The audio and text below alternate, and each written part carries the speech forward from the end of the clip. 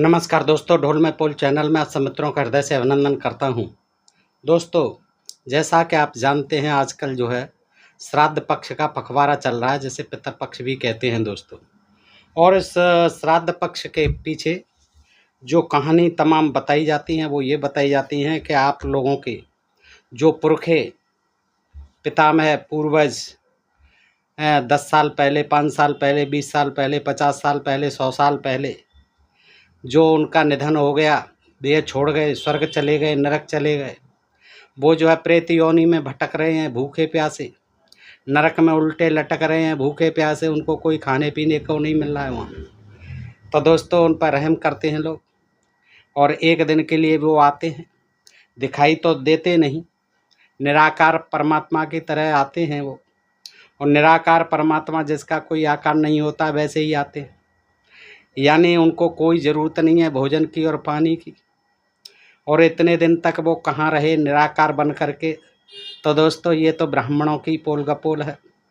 इन्होंने जो है ऐसा बना रखा है कि आइए खिलाइए, देखिए आ गए आपके पितर। जो और अंधविश्वासी जनता जो है पितरों के लिए प्रेम उमड़ पड़ता है उनका, भले ही जीते जी पिताजी को कभी खाना नहीं दिया हो, लेकिन आजकल जो है वो भी ब्राह्मणों के पेट के द्वारा जो है पितरों के पेट में जाता है दोस्तों। और एक दिन के लिए वो खा पी करके फिर चले जाते हैं और नाराज़ इतने रहते हैं कि हम लोगों से बातें ही नहीं करते दोस्त। केवल ब्राह्मणों के पेट से ही उनका संबंध है, बातचीत वो ब्राह्मणों से भी नहीं करते। तो दोस्तों, ये बड़ी रोचक कहानी है और ये जो है जनता में अंधविश्वास ऐसे प्रचारित कर रखा है दोस्तों। आप जानते हैं, सब जानते हैं कि मरने के बाद में कोई भी आदमी 10 दिन तक रखा रहे, 15 दिन तक रखा रहे, 4 दिन तक रखा रहे, कुछ नहीं खाता न कोई पीता है, क्योंकि जो खाने पीने का सिस्टम था शरीर का, वो सब उसका जो है मृत प्राय हो चुका होता है। उसकी जितनी भी शरीर की सेल्स थी, कोशिकाएं थीं, वो सब मृत हो जाती हैं और सारा संचार उसका हो जाता है ध्वस्त। फिर उसे न खाने की ज़रूरत है न पीने की ज़रूरत। अगर वो खाता ही पीता तो मरता ही क्यों दोस्त? लेकिन जो है कुछ लोगों ने ऐसा यहाँ धर्म के नाम पर, ये पाखंड के नाम पर अंधविश्वास फैला रखा है दोस्त, कि लोग जो है पागल हो जाते हैं और भाग भाग करके जाते हैं पंडित जियों को जमाते हैं। लेकिन उन्हें कुछ पता ही नहीं है कि जिनको जमा रहे हैं वो वास्तव में पंडित हैं कि नहीं, वो श्रेष्ठ ब्राह्मण हैं कि नहीं, उसके योग्य हैं कि नहीं। और दोस्तों, ये बात मैं नहीं कहता, इन्हीं के धार्मिक ग्रंथ कहते हैं, सारे ग्रंथ कहते हैं कि हर ब्राह्मण जो है न दान देने के योग्य होता है, न श्राद्ध पक्ष में जिमाने के योग्य होता है। उसकी बड़ी गहरी छानबीन करनी चाहिए, टेस्ट करना चाहिए, परीक्षण करना चाहिए, उसका इंटरव्यू लेना चाहिए, देखना चाहिए और तब खूब जांच परख करके जो कसौटी पर खरा उतर जाए धर्म ग्रंथों के, उस ब्राह्मण को फिर आप बेशक जमाइए। 1 को जमाइए, 10 को जमाइए, 100 को जमाइए, जैसी आपकी श्रद्धा हो। तो दोस्तों, लेकिन जान लो कि कहीं आप जो जिमा रहे हैं, कहीं ऐसे पतित या नीच ब्राह्मण को तो नहीं जिमा रहे हैं जिसके जिमाने से उसका तो भला होना ही नहीं है, बुरा होना ही होना है, लेकिन आपका भी बुरा होना है। आपका ये जो जितना पैसा आप लगा रहे हैं सब निष्फल जाएगा दोस्त। और ये मैं नहीं कहता दोस्तों, इन्हीं के धर्म ग्रंथ कहते हैं। आइए उनमें से जो इनका प्रमुख धर्म ग्रंथ है ब्राह्मणी विधान का, जिसे मनुस्मृति कहा जाता है, उसमें से देखिए क्या क्या लिखा हुआ है। आप सावधान हो जाए, पढ़ लीजिए मनुस्मृति को, और नहीं पढ़ सकते हैं तो सुन लीजिए। मैं आपको बता देता हूँ कि कौन कौन से ब्राह्मणों को आपको पास भी नहीं फटकने देना है पितृपक्ष श्राद्ध पक्ष के नाम पर। नहीं, सब आपका किया धरा सब बेकार हो जाएगा और आपके पितर जैसे आए थे भूखे प्यासे वैसे ही चले जाएंगे। आइए देखिए कि मनुस्मृति जो है, मनुस्मृति में उन ब्राह्मणों की एक लंबी सूची दी गई है जिन्हें श्राद्ध में भोजन नहीं कराना चाहिए। इसमें कुछ विशेष तरह के पेशे करने वाले ब्राह्मण हैं, कुछ वे हैं जिन्हें ब्राह्मणवादी लोग नापसंद करते हैं, और कुछ ऐसे हैं जो प्राकृतिक तौर पर ऐसी विशिष्टताएं लिए हुए हैं, ऐसी विशेषताएं लिए हुए हैं जिन्हें स्मृतिकार, यानी जो धर्म ग्रंथों के लिखने वाले स्मृतिकार, अशुभ मानकर चलते हैं। यदि इस सूची को एक बार पढ़ लिया जाए तो इससे यह स्पष्ट हो जाएगा कि उस समय के ब्राह्मण क्या कुछ किया करते थे। ये भी पता चल जाएगा दोस्तों। तो देखिए मनुस्मृति में अध्याय 3 में 150 से लेकर 166 तक यानी 16 श्लोक जो है ऐसे हैं जो ब्राह्मणों की विशेषताएं बताते हैं, उनकी निर्योग्यताएं बताते हैं कि कैसे ब्राह्मणों को आपको बिल्कुल भी श्राद्ध पक्ष में जिमाना नहीं है, नहीं तो सब निष्फल हो जाएगा।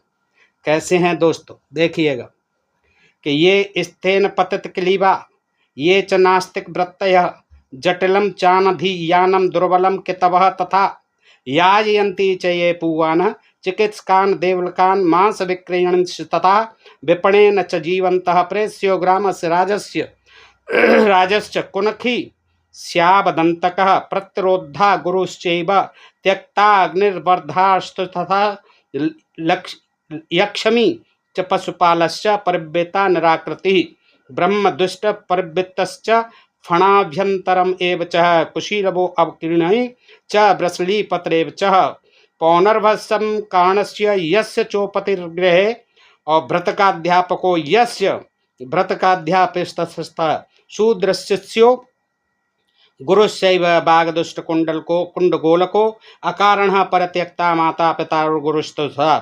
ब्राह्मण्योर्सं संवेदं संयोगं पततनकृतः अगारदाही गरधः कुंडासी सोम विक्रयी समुद्रयायी बंदी च तेलिकः कूटकारकः पित्रा विवदमानश्च कितबो मद्यपस्तथा पापरोगाभ्यस्ततः दाम्भिको रसविक्रयी धनुः शरणां कर्तां च यस्याग्रनेधिपूषितः मित्रघ्रद्यूतं वृतिश्चं पुत्राश्चार्यस्तथैव च भ्रामरी गण्डमाली च शिवस्त्रयोत्पिस्तुनस्तथा उन्मत्तो अन्धश्च वर्ज्या स्युर्द्वेद निंदक एव च हस्तिगो अश्वस्त्रंदम को नक्षत्रयर्षभ जीवति पक्षणां पोषको यश्च युद्धाचारिस्तथैव च स्रोतसां भेदको यस्य तेषा चावरणेतरतः ग्रह संवेशको दूतो वृक्षारोपक एव च स्वक्रीडी सेनजीवी च कन्यादूषक एवं च हिस्रो ब्रसल वृत्तिश्च गणानां च याजकः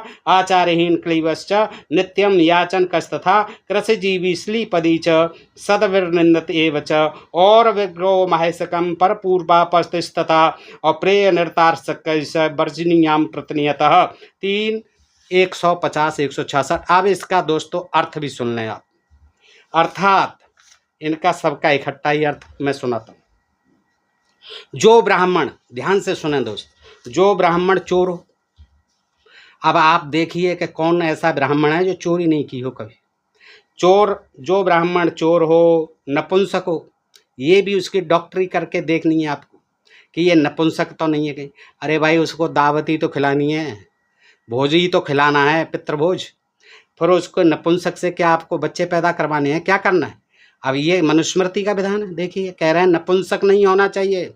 अब ये कैसे बताइए आप कि वो नपुंसक है कि नहीं है? चोर कैसे मालूम करेंगे आप? तो देखते जाइए दोस्तों, नास्तिकता का व्यवहार करने वाला, जो यानी इनके वेद विधान में, इनमें देवी देवताओं में विश्वास नहीं करता हो, जो नास्तिक हो, वेद को न पढ़ने वाला। अब बताइए कौन सा ब्राह्मण वेद पढ़ता है?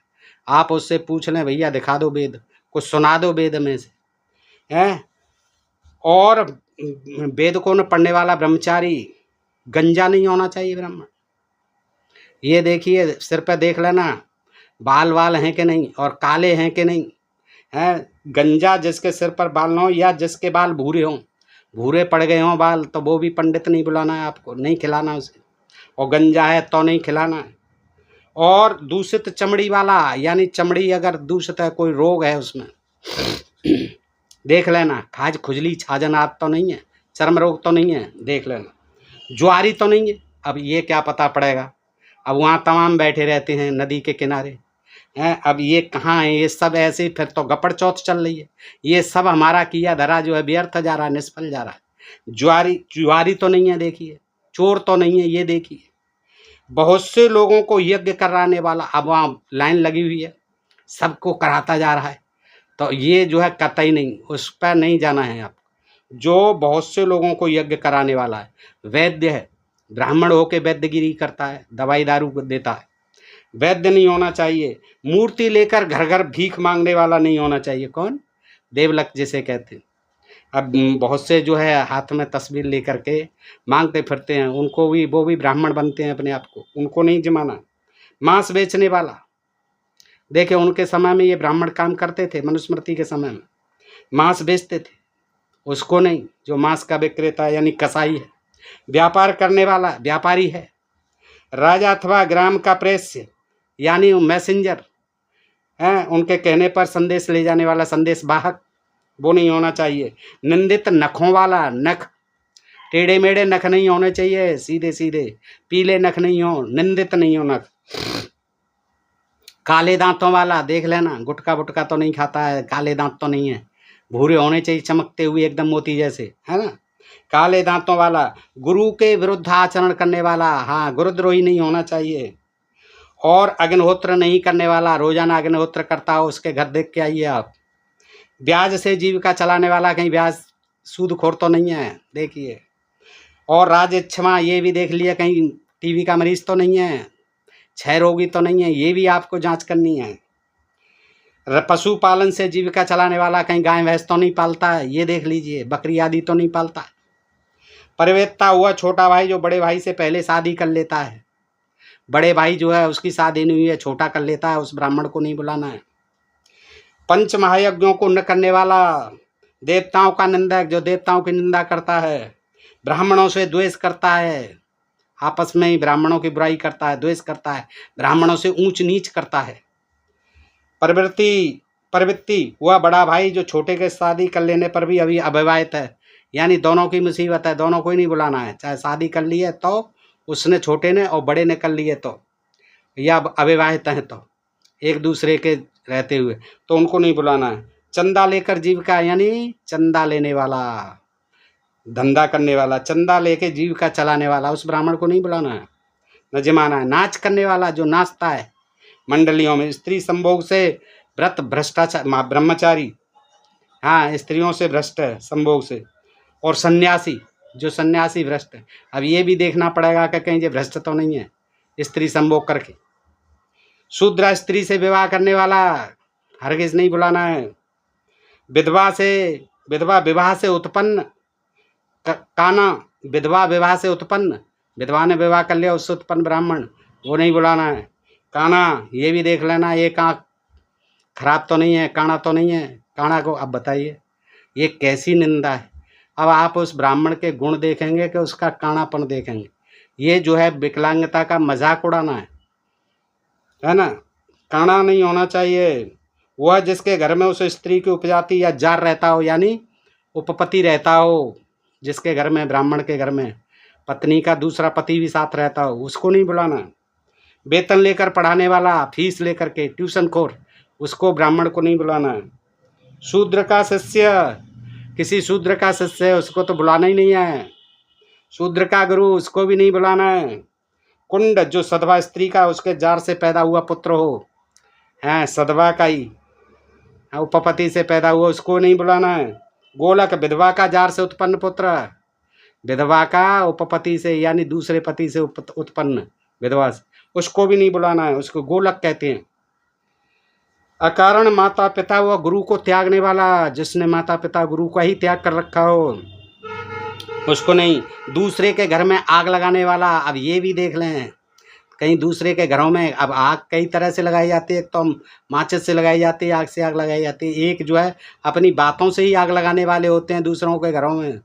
तो ऐसा तो नहीं है कहीं। विष खाने आदि में देने वाला, देखिए कहीं लोगों को विष दे करके तो नहीं मार देता है। कुंड के अन्न को खाने वाला, सोमलता को बेचने वाला, समुद्र यात्रा करने वाला यानी विदेश जाने वाला। भाट चारण भाट जो होते हैं, राजाओं की स्तुति करते हैं, बंदन गान गाते हैं, भाट नहीं होना। तेल पेरने वाला, तेली नहीं होना चाहिए ब्राह्मण, अगर तेली का धंधा करता नहीं होना चाहिए।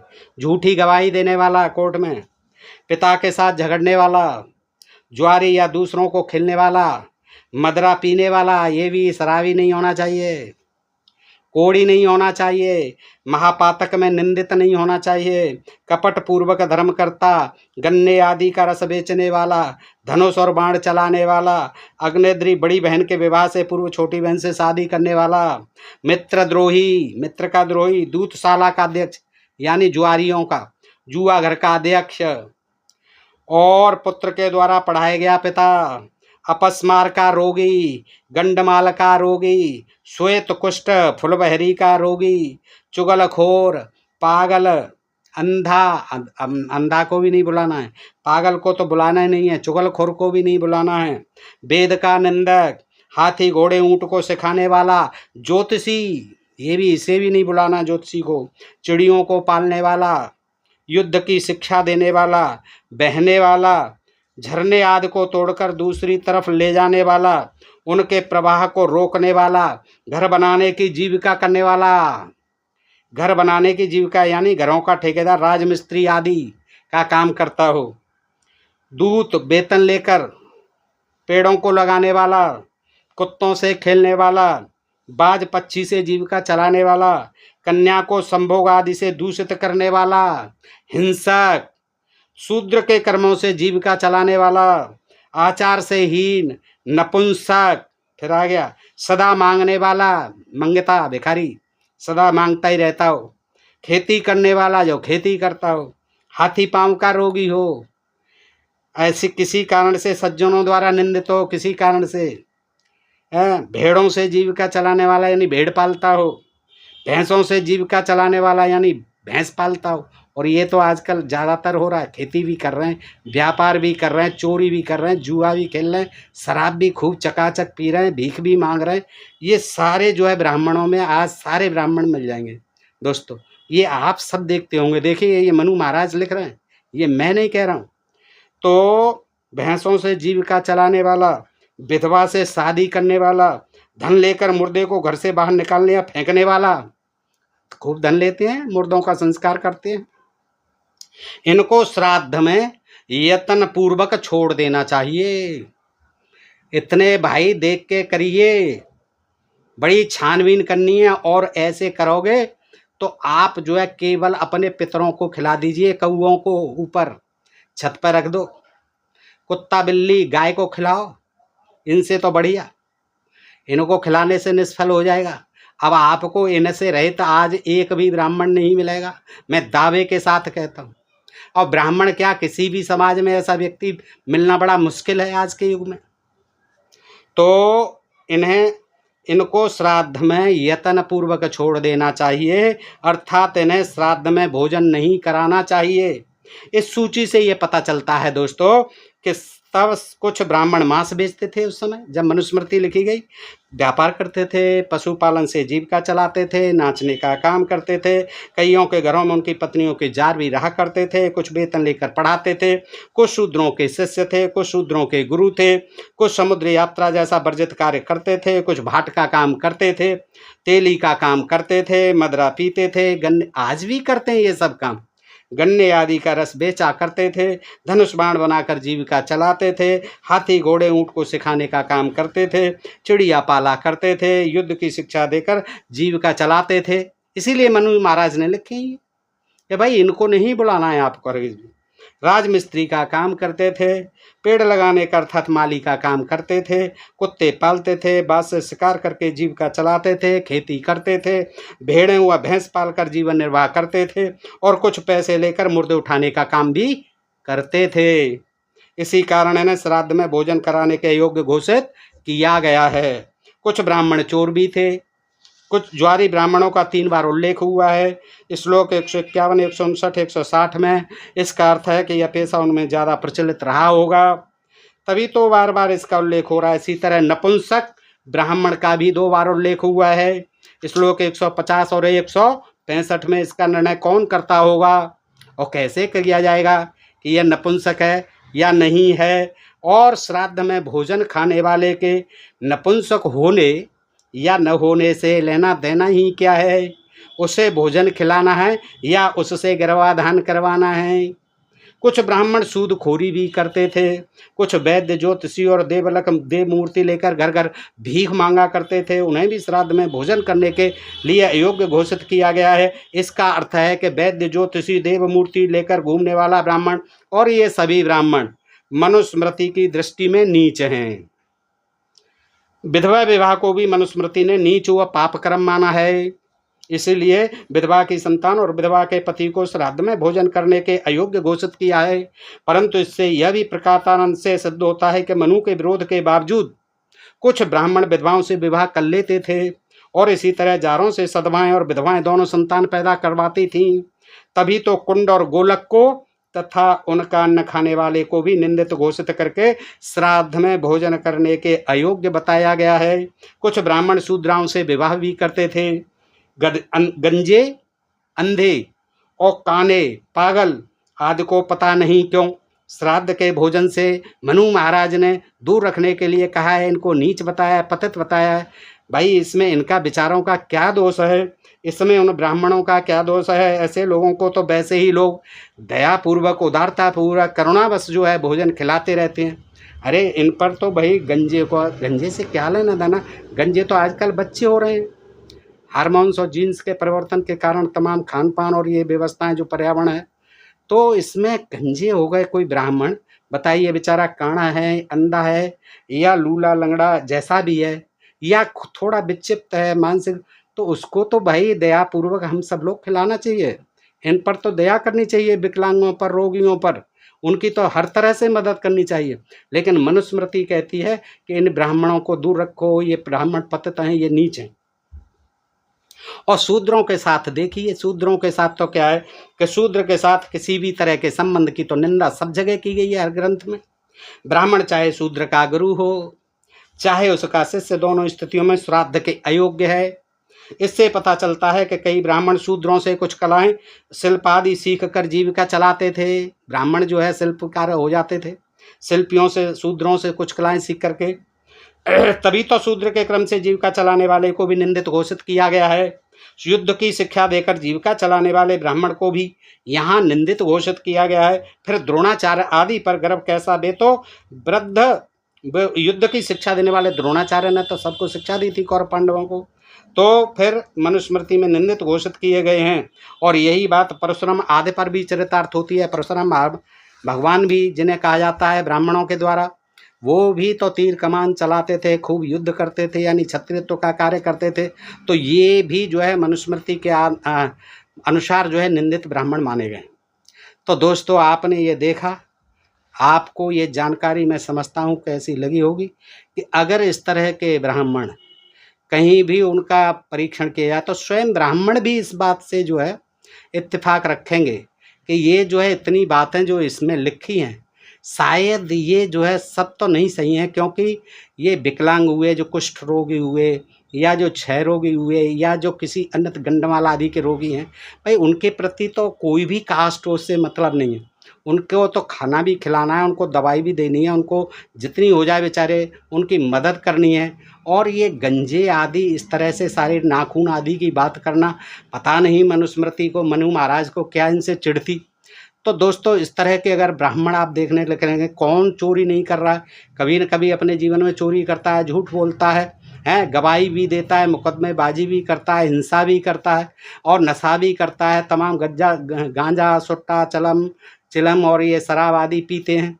और सब जो है आज मजबूरी खेती कर रहे हैं, पशुपालन कर रहे हैं, भैंस चरा रहे हैं, गाय पाल रहे हैं। तो आजकल अगर देखा जाए तो फिर इनमें से कोई भी ब्राह्मण जो है श्राद्ध पक्ष में जिमाने के योग्य नहीं है। दोस्तों ये आप देख लीजिए, मनु महाराज ने ब्राह्मणों को किस तरह निंदित और नीच और पतित बता दिया है अपनी मनुस्मृति में। जो ऐसे धंधों को करते हैं, जो विधवाओं से शादी करते हैं, जो शूद्रों के गुरु बन जाते हैं, या शूद्रों के यहाँ वेद पाठ करते हैं, यज्ञ कराते हैं उनके यहाँ, तो या शिल्पी बन गए हैं, तो उन सबको जो है निंदित, नीच और पतित बताया है। दोस्तों तो ये देखिए कि ब्राह्मणों के लिए भी मनुस्मृति कितने कड़े विधान करती है। दोस्तों बताइए ये जानकारी आपको कैसी लगी? अच्छी लगी हो तो अपने मित्रों में भी अधिकाधिक शेयर करें। अपने प्रिय चैनल ढोल में पोल को सब्सक्राइब करते रहें। फिर मिलते हैं ऐसे ही किसी प्रसंग के साथ अगले वीडियो में। तब तक के लिए आप सब मित्रों का हृदय से आभार, नमस्कार, जय भारत, जय इंडिया। दोस्तों।